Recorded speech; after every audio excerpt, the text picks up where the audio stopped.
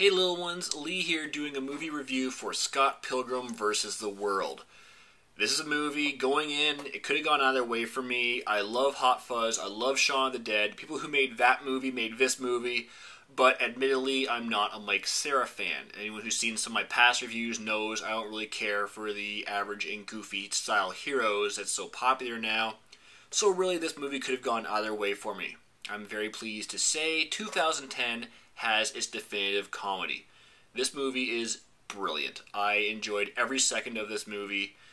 It was just, from start to finish, it was laughs, it was clever, it was witty, it had great sarcasm. It was just a lot of fun to watch. Story starts off, we have Toronto, Canada. The theater erupted when that was on screen. And, here's the title character, Scott Pilgrim. He's in kind of like a Tokyo Police Club style indie band, and they're going to the Battle of the Bands. They want to be famous and all this good stuff. And that's kind of the side story that keeps the ball rolling through. The characters of this story are really what drives it. Right at the bat, every character, as soon as they're on screen, there's actually a little pop-up that talks about this character's role in the movie. It's clever, it's witty, it's funny, and it immediately defines what each character is, what they'll be, what makes them tick, and I thought it was clever, it was something new, and I thought it worked very well.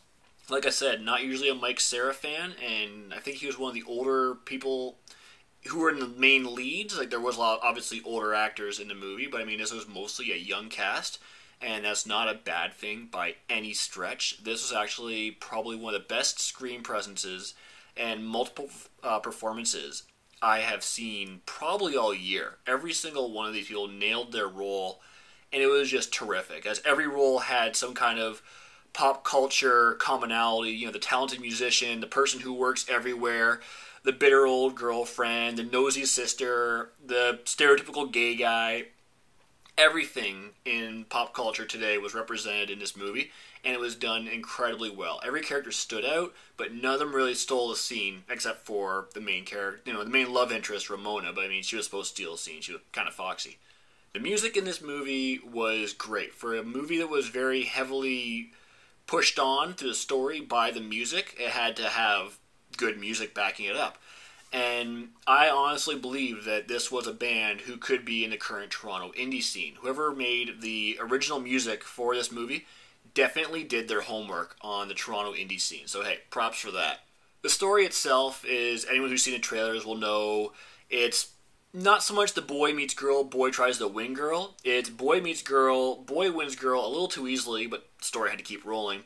And then it's boy fighting off all the evil exes. And we didn't pay to see some sappy love story. We paid to see hilarity and battles. And the movie delivered on both. The fight sequences were stunning. Really, they really were. Like, this is more something I could see, like, Tony Leung or Jet Li or someone like, or Chow Yun-fat, someone like that, in some of these choreographed sequences of the fights. So it was really kind of neat to see that in a North American movie, that fights were done so well. But at the same time, the fights didn't make the comedy take a back seat. All throughout this movie, there's sight gags, everything that you could possibly imagine, pop culture references.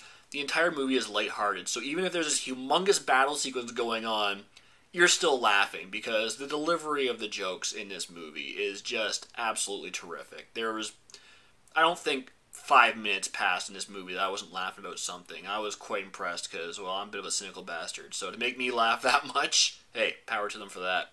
Talking about the humor and the pop culture references, one of the very, very heavily used styles of humor in this movie was video game references, specifically of the generation of the Super Nintendo and the Sega Genesis. Not saying that's a bad thing, but the references were very heavy, so I could see it maybe being a detriment and kind of turning off some of your viewing audience. But myself being a gamer, specifically of that generation, I had a lot of fun playing, like, what game did that sound effect come from? Or just enjoying the references. Like, for example, when enemies are defeated, they turn into a mound of coins, and it's like total homage to River City Ransom, which is a game I loved. So, like, stuff like that I was really able to get behind. I really loved it personally. Again, there were so many video game references that it could be not that funny to people who aren't gamers, but the really obscure references were often subtle enough that they'd fly under the radar for people who don't care, but people who are gamers will go like, oh, and then have to explain to the person next to us why we're laughing. I really have very little bad to say about this movie. I do worry it's not going to age well because it is so geared specifically towards one generation. But I mean, this is going to be something in the library of all of us, and we're going to be busting it out when we're older, and it's going to be a nice little nostalgic trip to us. And again, yeah, maybe younger generations, a couple years from now, won't appreciate the humor as much and won't appreciate all the pop culture references. But I mean, this is a movie for us. This is a movie for our generation, and it is just fantastic. It's terrifically done. Honestly, little more needs to be said. This is the best comedy I have seen so far in 2010.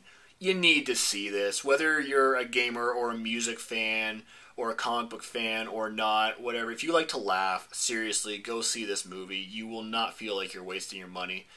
Definitely better than a lot of the recent comedies that have been out.